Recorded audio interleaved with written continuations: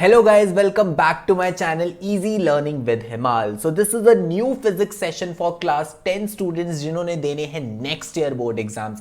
Yes, तो जो भी बच्चे तैयारी कर रहे हैं 2022 के बोर्ड एग्जाम्स की, तो चिंता करने की जरूरत नहीं है. आज से शुरू हो रही है फिजिक्स. बहुत डिटेल में ईच एंड एवरी टॉपिक मैं आपको करवाने वाला हूँ, जिससे कि आप बोर्ड एग्जाम्स में बहुत अच्छा स्कोर करोगे बच्चों. सो इलेक्ट्रिसिटी चैप्टर से शुरू कर रहा हूँ, क्योंकि इलेक्ट्रिसिटी और मैग्नेटिज्म आपके हाफ ईयरली एग्जाम में पहले करवाए जाते हैं स्कूल्स में according to the CBSE syllabus.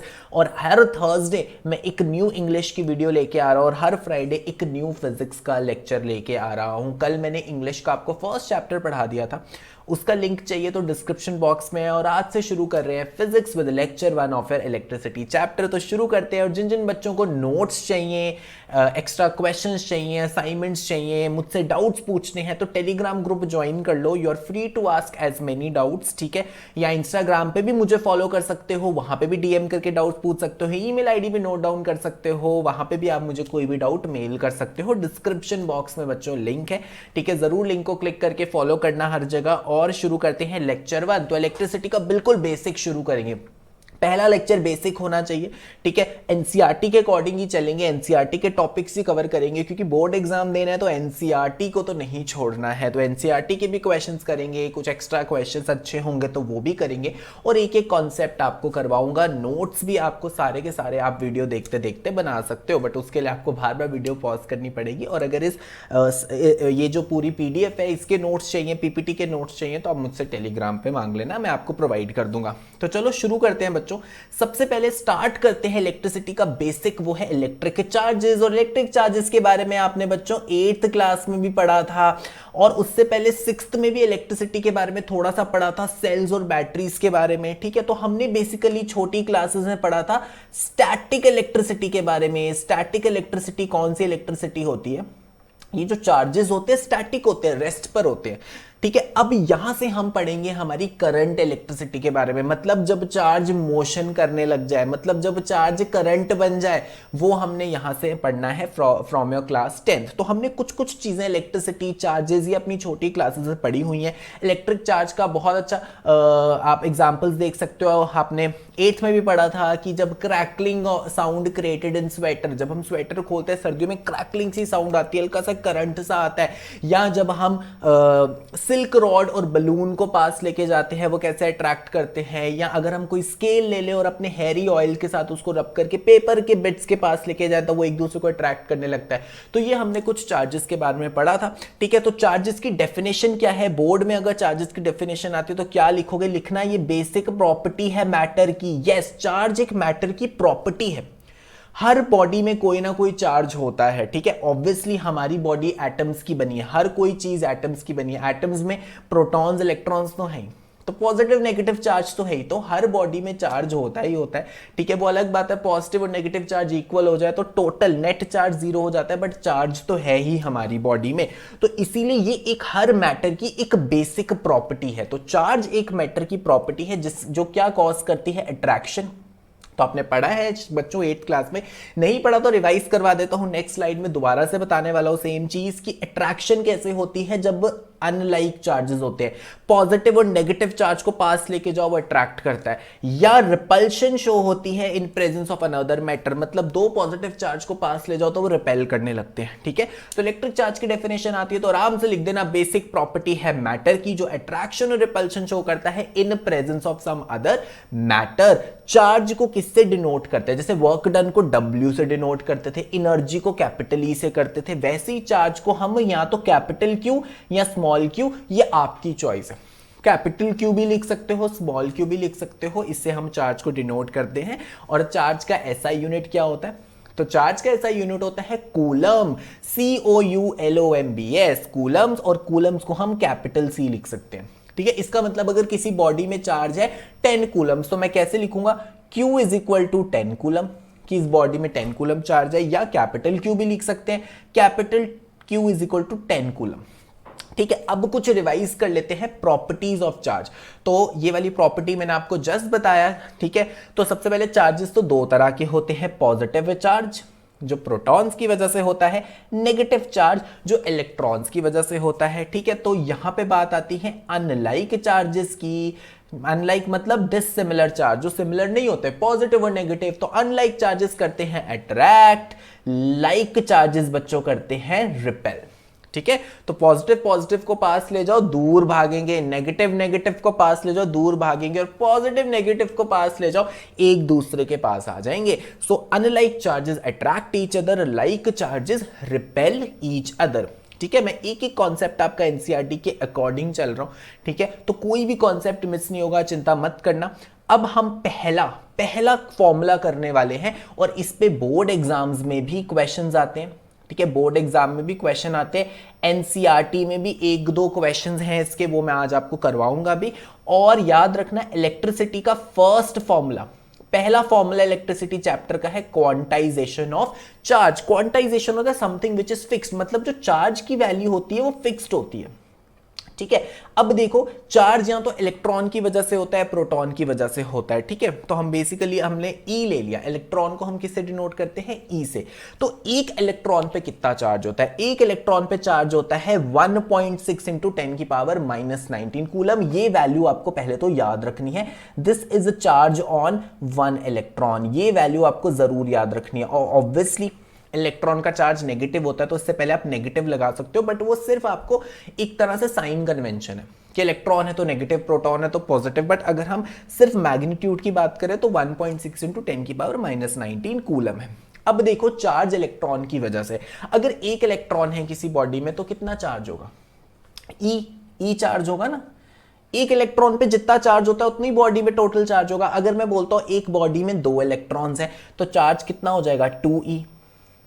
ठीक है, अगर मैं बोलूंगा बॉडी में 3 इलेक्ट्रॉन्स है तो चार्ज कितना हो जाएगा, 3e। मतलब ये जो आपका चार्ज है ये फ्रैक्शंस में नहीं हो सकता। 2/7 कभी इलेक्ट्रॉन्स नहीं होते, 1.5 कभी इलेक्ट्रॉन्स नहीं होते, 0.5 इलेक्ट्रॉन्स नहीं होते। इलेक्ट्रॉन्स होंगे तो आपके पॉजिटिव इंटीजर में होंगे, तो 1 इलेक्ट्रॉन, 2 इलेक्ट्रॉन, 3 इलेक्ट्रॉन, 100 इलेक्ट्रॉन, मतलब पॉजिटिव इंटीजर में होंगे। तो चार्ज भी तो इलेक्ट्रॉन की वजह से ही हो रहा है, तो वो भी क्या होगा, पॉजिटिव इंटीजर में ही होगा। या हम प्रोटॉन भी ले लें, electron and proton are equal, जितने इलेक्ट्रॉन होते हैं उतने ही क्या होते हैं, प्रोटॉन, अगर कोई स्टेबल बॉडी है। ठीक है, तो इसीलिए हम पॉजिटिव नेगेटिव साइन नहीं लगाते, हम सिर्फ मैग्नीट्यूड देख लेते हैं, 1.6 इंटू 10 की पावर -19 कूलम। तो ये जो मैंने आपको पूरी कहानी बताई है इसलिए बताई जिससे कि आपको ये फॉर्मूले का पता चल जाए। मतलब जो चार्ज की वैल्यू होती है वो इलेक्ट्रॉन के टर्म्स में होती है, और हमने एक फॉर्मूला बना लिया Q = Ne। अब समझते हैं फॉर्मूला कैसे बनाया। फॉर्मूला इस तरह से बनाया कि अगर बॉडी में एक इलेक्ट्रॉन है, N1 हो जाए, तो जो मैंने आपको बताया Q क्या हो जाएगा, E के इक्वल। अगर अब बॉडी में 2 इलेक्ट्रॉन है तो चार्ज क्या हो जाएगा, 2E के इक्वल। अगर बॉडी में 3 इलेक्ट्रॉन है तो चार्ज क्या हो जाएगा, 3E के इक्वल। ठीक है, तो मतलब जो चार्ज की वैल्यू होती है वो इलेक्ट्रॉन के टर्म्स में होती है, इलेक्ट्रॉन की पॉजिटिव इंटीग्रल वैल्यू के टर्म्स में होती है। चार्ज की वैल्यू हमेशा फिक्स्ड रहती है। तो याद रखना फॉर्मूला Q = Ne। ये वाला पहला फॉर्मूला है, अपनी कॉपी में नोट कर लो, Q = Ne। तो तीनों चीजें लिख देता हूं, Q क्या है, चार्ज, N क्या है, पॉजिटिव इंटीजर, मतलब 1 2 3 4 5 6 7 8, 0 भी ले सकते हैं N, बट 0 का कोई मतलब ही नहीं है ना, फिर तो इलेक्ट्रॉन हुआ ही नहीं, चार्ज भी 0 हो गया। ठीक है, और E क्या आ गया, चार्ज ऑन 1 इलेक्ट्रॉन, जिसकी वैल्यू है 1.6 इंटू 10 की पावर -19 कूलम। अभी इस पे क्वेश्चन भी करेंगे, तो आपका जो थोड़ा अगर कोई भी डाउट है तो क्वेश्चन के साथ वो पूरा का पूरा क्लियर हो जाएगा। अब बात करते हैं इलेक्ट्रिक करंट की। तो देखो चार्जेस तो स्टैटिक होते हैं, बट जब हमारे चार्जेस करने लगते हैं मोशन, जब हमारे चार्जेस करने लगते हैं मोशन, तो फिर वो क्या होता है, इलेक्ट्रिक करंट बन जाता है। तो इलेक्ट्रिक करंट का क्या मतलब है, rate of flow of charge. Rate का क्या मतलब होता है, फिजिक्स में जैसे हम पावर को डिफाइन करते थे, वर्क और एनर्जी में हम बोलते थे रेट ऑफ वर्क डन, मतलब वर्क डन अपॉन टाइम। तो रेट का मतलब फिजिक्स में हमेशा होता है डिवाइडेड बाय टाइम। रेट का क्या मतलब है बच्चों, divided by time. So rate of flow of charge क्या होता है, इलेक्ट्रिक करंट। या हम इसको इस तरीके से भी लिख सकते हैं, amount of charge flowing through a conductor per unit time. मतलब एक सेकंड में एक कंडक्टर में कितना चार्ज फ्लो हो रहा है उसको हम क्या कहते हैं, इलेक्ट्रिक करंट। तो ये बेसिक सर्किट है, ये जो अपने क्लास 8 में भी ड्रॉ करते थे, बिल्कुल बेसिक सर्किट डायग्राम है कि एक सेल लगाया है, करंट कहां से आता है, सेल से आता है। एक स्विच है, स्विच को ऑन ऑफ कर दोगे तो ये लैंप आपका ऑन ऑफ होने लगेगा। और ये केबल है, केबल मतलब वायर है जो इन सब चीजों को कनेक्ट करती है, ठीक है। अब करंट को किससे डिनोट करते हैं? जैसे मैंने आपको बताया चार्ज को क्यू से डिनोट करते हैं, करंट को स्मॉल आई से डिनोट किया जाता है। और करंट का फॉर्मूला क्या बन गया? देखो क्या लिखा है, करंट क्या है? चार्ज पर यूनिट टाइम। तो करंट का फॉर्मूला बन गया Q अपॉन T, जहां पे Q आपका क्या है? कूलम मतलब चार्ज, और T क्या है? टाइम मतलब सेकंड्स में आपने लेना है। तो अगर मैं करंट का यहां से ऐसा यूनिट निकालूं तो यहां से हमें क्लियरली दिख रहा है इसका ऐसा यूनिट है कूलम पर सेकंड, क्योंकि करंट क्या है? Q by T. Q का ऐसा यूनिट कूलम होता है, टाइम का ऐसा यूनिट सेकंड्स होता है, तो coulomb per second. But physics में एक और रूल होता है बच्चों कि साइंटिस्ट के नाम पर आपको जो है ऐसा यूनिट डिसाइड किया जाता है। तो करंट किसने डिस्कवर किया था, किसने उसके बारे में स्टडी करी थी, किसने करंट के बारे में पूरे वर्ल्ड को बताया? हमारे साइंटिस्ट एम्पियर ने बताया। तो इसीलिए ऐसा यूनिट ऑफ करंट एम्पियर लेते हैं। तो करंट के देखो दो यूनिट्स हैं, एक तो ऐसा यूनिट एम्पियर हो गया जिसको कैपिटल ए से करते हैं, और एक उसके फॉर्मूले के हिसाब से एक और यूनिट है कूलम पर सेकंड। तो दोनों का एक ही मतलब है। तो हम ऐसे भी लिख सकते हैं current I is equal to 8 ampere, या हम लिख सकते हैं current I is equal to 8 coulomb per second, दोनों का एक ही मतलब है। अब हम बोर्ड एग्जाम्स में ये भी पूछा जाता है कि भाई बताओ डायरेक्शन क्या है करंट की। तो डायरेक्शन क्या होती है करंट की, अभी आपको ध्यान से समझना है। देखो जब आपकी इलेक्ट्रिसिटी डिस्कवर हुई थी, करंट के बारे में एम्पियर ने पूरे वर्ल्ड को बताया था, तब तक आपकी जो इलेक्ट्रॉन्स हैं वो डिस्कवर नहीं हुए थे। तो करंट की डायरेक्शन को पॉजिटिव चार्ज के डायरेक्शन में ही माना जाता था। बट जब इलेक्ट्रॉन्स डिस्कवर हो गए तो हमें पता चल गया इलेक्ट्रॉन्स नेगेटिव चार्ज है। तो कन्वेंशनली करंट की डायरेक्शन क्या ली जाती है? इलेक्ट्रॉन के ऑपोजिट, जिस भी डायरेक्शन में इलेक्ट्रॉन फ्लो हो रहा है उसके ऑपोजिट डायरेक्शन में ली जाती है। क्योंकि जब करंट डिस्कवर हुआ था तो तब किसी को पता ही नहीं था कि इलेक्ट्रॉन भी होते हैं। तो करंट की डायरेक्शन कन्वेंशनली ली थी पॉजिटिव चार्ज की डायरेक्शन, बट बाद में पता चला कि नेगेटिव चार्ज भी है, इलेक्ट्रॉन ही है, और करंट इलेक्ट्रॉन की वजह से ही फ्लो हो रहा है, तो इसीलिए उसकी डायरेक्शन ले ली ऑपोजिट टू नेगेटिव चार्ज। तो आपको यही याद रखना है कि करंट की डायरेक्शन क्या होती है? नेगेटिव चार्ज के ऑपोजिट होती है। करंट की डायरेक्शन क्या होती है? इलेक्ट्रॉन के डायरेक्शन के ऑपोजिट होती है। मतलब अगर किसी वायर में इलेक्ट्रॉन इस डायरेक्शन में फ्लो हो रहा है तो ये करंट की डायरेक्शन होगी। अगर एक आपकी वर्टिकल वायर है उसमें इलेक्ट्रॉन्स आपके डाउनवर्ड डायरेक्शन में फ्लो हो रहे हैं तो करंट आपका अपवर्ड्स डायरेक्शन में फ्लो होगा। अब इसको सर्किट की हेल्प से भी समझते हैं।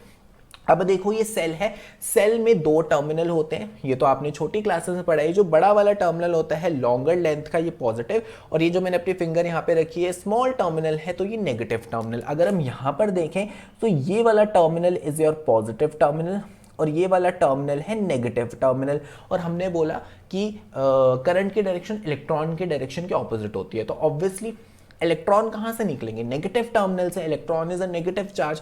तो अगर ये डायरेक्शन इलेक्ट्रॉन की है, सपोज इलेक्ट्रॉन ऐसे मूव कर रहा है, electron is moving from negative to positive terminal, तो करंट की डायरेक्शन क्या होगी? इलेक्ट्रॉन के डायरेक्शन की ऑपोजिट होगी। तो करंट कहां से निकलता है? Positive to negative terminal. तो अगर इलेक्ट्रॉन की डायरेक्शन क्या होती है? Negative to positive terminal, current की डायरेक्शन क्या होती है? Positive to negative terminal. Next 1 mark का क्वेश्चन बोर्ड एग्जाम्स में बहुत बार आया है कि बताओ डिफाइन यूनिट ऑफ करंट। तो यूनिट का क्या मतलब है? किसी भी चीज के यूनिट को डिफाइन करने का यही मतलब है। लाइक करंट का यूनिट डिफाइन करना तो 1 एम्पियर को डिफाइन करो। अगर बोलते हैं डिफाइन यूनिट ऑफ वर्क, तो आप वर्क और एनर्जी चैप्टर में 1 जूल को डिफाइन करते थे। न्यूटन को डिफाइन करना आता था यूनिट ऑफ फोर्स को, तो 1 न्यूटन को डिफाइन करते थे। वैसे अगर एम्पियर को डिफाइन करना है तो आपको 1 एम्पियर को डिफाइन करना पड़ेगा। तो 1 एम्पियर को कैसे डिफाइन करेंगे? देखो अब करंट 1 एम्पियर कब होगा? आई मैंने ले लिया Q बाई टी। अगर इस फॉर्मूले में मैं Q को 1 कूलम कर दूं और मैं टाइम को 1 सेकेंड कर दूं तो करंट आपका 1 एम्पियर हो जाएगा। 1 अपॉन 1 इज 1 एम्पियर। तो इसी बेसिस पे हम इसको डिफाइन कर लेंगे कि current is set to be 1 ampere. Current को 1 एम्पियर तब बोलेंगे if charge of 1 coulomb flows through a circuit for 1 second. कि अगर 1 कूलम चार्ज 1 सेकेंड के लिए फ्लो होता है किसी सर्किट में तो करंट क्या है आपका? 1 एम्पियर। तो इस तरीके से करंट को डिफाइन करना है कि करंट को 1 एम्पियर कहेंगे जब 1 कूलम चार्ज 1 सेकेंड के लिए फ्लो करेगा। अब कुछ कुछ न्यूमेरिकल्स में करंट आपको दिया होगा स्मॉलर यूनिट्स में, मिली एम्पियर में लिखा होगा, माइक्रो एम्पियर में लिखा होगा, क्योंकि करंट बहुत स्मॉलर यूनिट्स में भी उसकी वैल्यू होती है। तो याद रखना हमेशा आपको उसको कन्वर्ट करना है एम्पियर में। मिली एम्पियर दिया हो तो उसको एम्पियर में कन्वर्ट करना है, ऐसा यूनिट में कन्वर्ट करना। माइक्रो एम्पियर दिया हो तो भी उसको ऐसा यूनिट में कन्वर्ट करना। तो 1 मिली एम्पियर किसके इक्वल होता है? 10 की पावर -3 एम्पियर। तो अगर कभी भी आपको क्वेश्चन में दिया हो suppose current is 2 milliampere, तो आपको उसको एम्पियर में कैसे कन्वर्ट करना है? 2 इंटू 10 की पावर -3 एम्पियर। उसी तरीके से 1 माइक्रो एम्पियर किसके इक्वल होता है? 10 की पावर -6 एम्पियर। और अगर सेम करंट आपको 2 माइक्रो एम्पियर में दिया है, देखो ये वाला जो सिंबल है यू, जिसकी हम ये टेल लंबी कर देते हैं, ये माइक्रो का सिंबल है। तो 2 माइक्रो एम्पियर दिया हुआ है तो इसको कैसे करेंगे? 2 इंटू 10 की पावर -6 एम्पियर। ठीक है, तो हमेशा जो करंट है उसको यूनिट्स ध्यान देना उसको ऐसा यूनिट में कन्वर्ट करना। ठीक है, अब बात करते हैं हमारे ऐसे डिवाइस की जो करंट को मेजर करता है। अब कैसे पता चलता है करंट कितना फ्लो कर रहा है? तो हम अपने सर्किट में एक डिवाइस लगा देते हैं। ठीक है, जैसे मैंने ये सर्किट बनाया, ये मेरा सेल है, सपोज ये मेरा बल्ब है और ये मेरा स्विच है, दिस इज माय स्विच। अब मुझे पता करना है कि सर्किट में कितना करंट फ्लो कर रहा है, तो मैं यहाँ पे एक डिवाइस लगा दूंगा। ठीक है, ये इसका सिंबल होता है। अभी मैं आपको सर्किट डायग्राम नेक्स्ट लेक्चर में करवाऊंगा तो आपको सारे सिंबल्स भी पता चलेंगे। तो अब मैंने बीच में एक डिवाइस लगा दिया और इस डिवाइस पे हमें रीडिंग शो हो जाती है कि करंट कितना फ्लो कर रहा है, उसको हम एमीटर कहते हैं। तो ये हमारी जो एक्चुअल पिक्चर है एमीटर की, ये इसकी देखो नीडल अभी 0 पे है, मतलब कोई भी करंट नहीं फ्लो कर रहा। अगर इसकी नीडल यहाँ पे आ जाएगी 4 पे तो 4 एम्पियर करंट फ्लो कर रहा होगा। तो बेसिकली ये इंस्ट्रूमेंट है, एमीटर आपका इंस्ट्रूमेंट है जो इलेक्ट्रिक करंट को मेजर करता है। तो एक सर्किट में जो भी इंस्ट्रूमेंट इलेक्ट्रिक करंट को मेजर करता है उसको हम कहते हैं एमीटर। तो ये था गाइस आपका चार्ज और करंट का कॉन्सेप्ट। अब इसके बेसिस पे एनसीईआरटी के भी क्वेश्चंस कर लेते हैं, जिससे ये टॉपिक पूरी तरीके से अकॉर्डिंग टू योर एनसीईआरटी आपका खत्म हो जाए। ठीक है, तो सबसे पहले एनसीईआरटी एग्जांपल 12.1 आपके करंट पे ही बेस्ड है। तो देखो जल्दी से एग्जांपल क्या है? A current of 0.5 ampere is drawn by a filament of an electric bulb. तो जैसे जैसे क्वेश्चन पढ़ते हो फिजिक्स में, रूल याद रखना, गिवन साथ साथ लिखते रहना। तो करंट हमें दे दिया है 0.5 एम्पियर फॉर 10 मिनट्स, टाइम हमें दे दिया है 10 मिनट्स। तो हमें पता है एसआई यूनिट में जरूर कन्वर्ट करना है, तो मिनट्स को सेकंड्स में कन्वर्ट करेंगे, 60 से मल्टीप्लाई कर देंगे तो 600 सेकंड्स आ जाएगा। Find the amount of electric charge, जो भी चीज निकालनी है उसको ऐसे लिख दो, क्यू आगे क्वेश्चन मार्क, तो हमें पता चल जाए हमें इलेक्ट्रिक चार्ज निकालना है that flows through the circuit. तो वेरी सिंपल, हमें फॉर्मूला सोचना है, ऐसा कौन सा फॉर्मूला है जो आई को, टी को, क्यू को आपस में रिलेट करता है? वो है आपका सिंपल करंट का फॉर्मूला। तो I is equal to Q by T. I है 0.5, क्यू हमें निकालना है, टी है आपका 600। तो यहां से हमें पता चल जाएगा क्यू कितना है, 600 मल्टीप्लाई बाय 0.5, तो कितना आ गया आपका क्यू? 300 कूलम्स। तो सिंपल करंट के फॉर्मूले से हमने चार्ज निकाल लिया। अब आपके 3 इन-टेक्स्ट क्वेश्चंस हैं based on the topics which we have done. Page number 200 पे आपके 3 इन-टेक्स्ट क्वेश्चंस हैं। पहले का आंसर मैंने आपको यहाँ पे ऑलरेडी लिख दिया है कि what does an electric circuit mean. अगर 2 नंबर का क्वेश्चन आ जाए तो डायग्राम भी बना देना, ये एक बेसिक इलेक्ट्रिक सर्किट की डायग्राम है, ये भी बना देना और बता देना इलेक्ट्रिक सर्किट क्या होता है। तो आपने कैसे डिफाइन करना है, हमेशा ये वाले वर्ड जरूर लिखना इलेक्ट्रिक सर्किट की डेफिनेशन में। कुछ कुछ चीजें मैं आपको इंपॉर्टेंट बता रहा हूँ, ये लिखोगे तो भाई बोर्ड में पूरे के पूरे मार्क्स स्कोर करोगे। तो कंटिन्यूअस और क्लोज्ड पाथ, देखो एक कंटिन्यूअस पाथ होना चाहिए, क्लोज पाथ होना चाहिए। बीच में अगर सर्किट कहीं से भी ब्रेक हो, आपका करंट फ्लो नहीं करेगा, उसको हम सर्किट बोलेंगे नहीं। एक्चुअल में सर्किट हम तभी बोलते हैं जब वो पूरा क्लोज और उसमें से करंट फ्लो हो रहा हो। तो कंटिन्यूअस और क्लोज्ड पाथ इलेक्ट्रिक करंट का जो होता है उसको इलेक्ट्रिक सर्किट कहते हैं। बट अगर 2 मार्क्स की डेफिनेशन आती है तो एक एडिशनल सेंटेंस आपको और लिखना पड़ेगा कि सर्किट में क्या क्या चीजें होती है। तो सर्किट में इलेक्ट्रिक डिवाइसेस होते हैं, बल्ब हो गया, एमीटर हो गया, ये इलेक्ट्रिक डिवाइसेस हो गए। सोर्स ऑफ इलेक्ट्रिसिटी होता है कि इलेक्ट्रिक करंट प्रोवाइड कौन कर रहा है। सोर्स ऑफ इलेक्ट्रिसिटी में आपका सेल भी आ सकता है, बैटरी भी आ सकता है, वायर्स होती हैं जो सब चीजों को कनेक्ट करती हैं और स्विच होता है। तो जो बेसिक कंपोनेंट्स होते हैं वो भी आप जरूर मेंशन करना। क्वेश्चन नंबर 2 जो अभी हमने डिस्कस किया था थ्योरी में, define the unit of current. तो यूनिट ऑफ करंट को डिफाइन करने का मतलब है 1 एम्पियर को डिफाइन करना। तो कैसे करोगे? Current is said to be 1 ampere if charge of 1 coulomb flows through a circuit for 1 second. और ये भी लिख के दिखा देना, I is equal to Q by T, और ऐसे लिख देना Q is 1 coulomb, t is 1 second, जैसे कि फॉर्मूले के बेसिस पे भी आप डिफाइन कर दो। अब मैंने एक आपको क्वांटाइजेशन ऑफ चार्ज का फॉर्मूला बताया था, Q is equal to NE, उसी पे बेस्ड ये वाला क्वेश्चन है। Calculate the number of electrons constituting 1 coulomb of charge. तो नंबर ऑफ इलेक्ट्रॉन निकालने हैं तो क्वांटाइजेशन का formula Q is equal to NE, तो नंबर ऑफ इलेक्ट्रॉन मतलब N, ये हमें कैलकुलेट करना है। Q हमें दिया है 1 कूलम, देखो Q हमें दिया है 1 कूलम, तो Q की जगह हम 1 लिख देंगे। N हमें कैलकुलेट करना है, और E देखो हमें नहीं गिवन है, तभी मैंने बोला था E की वैल्यू आपको याद रखनी है।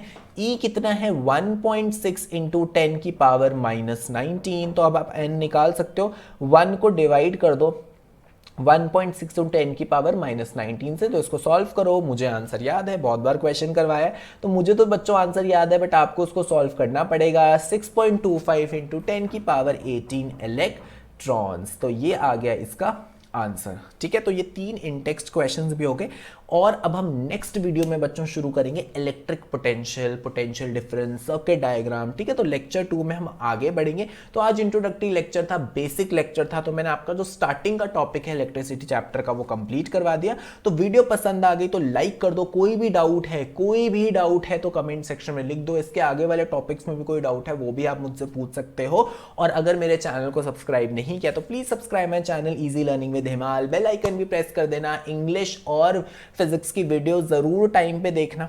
ठीक है, मैं आपका सिलेबस बहुत जल्द कंप्लीट करवा दूंगा। रेगुलरली देखो थर्सडे को इंग्लिश की वीडियो, रेगुलरली देखो फिजिक्स की वीडियो ऑन फ्राइडे, और अपने दोस्तों के साथ भी शेयर कर दो। और गाइज मेरा टेलीग्राम ग्रुप ज्वाइन कर लो, इंस्टाग्राम पे भी मुझे फॉलो कर लो, मेरी ईमेल आईडी भी नोट डाउन कर लो। So thank you guys, have a nice day. Now we will meet on next Thursday with a new English video and Friday with a new physics video.